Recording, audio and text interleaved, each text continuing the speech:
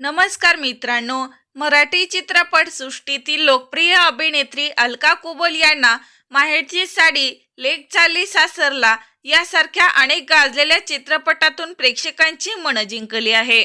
पण त्यांच्या आयुष्यात एक असा काळ आला ज्याने त्यांचे संपूर्ण आयुष्य बदलून टाकले आहे.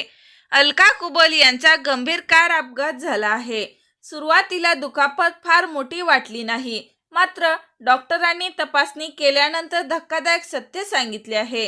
त्यांच्या पाठीच्या मणक्याला गंभीर इजा झाली होती आणि तातडीने शस्त्रक्रिया करणे आवश्यक होते. डॉक्टरांनी स्पष्ट इशारा दिला की जर त्यांनी काम सुरू ठेवले तर मणका आणखीन दुखापत होईल आणि मणका झिजला जाईल.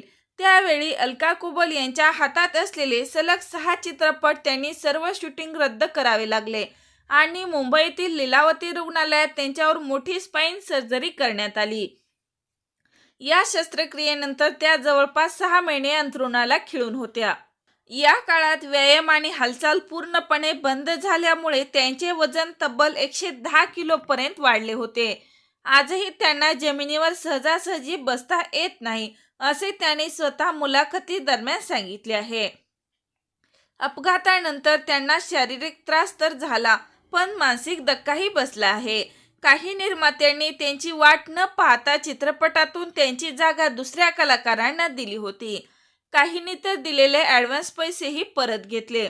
आधी शूटिंग करा, मग ऑपरेशन करा, असे काहींनी त्यांना सांगितल्याचा अनुभव त्यांनी शेअर केला आहे.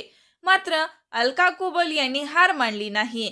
योग्य उपचार, संयम, आहार आणि प्रबळ इच्छाशक्तीच्या जोरावर त्यांनी हळूहळू प्रकृती सुधारली आणि पुन्हा अभिनय क्षेत्रात पुनरागमन केले आहे. त्यांच्या या संघर्षाची कथा अनेकांसाठी प्रेरणादायी ठरली आहे.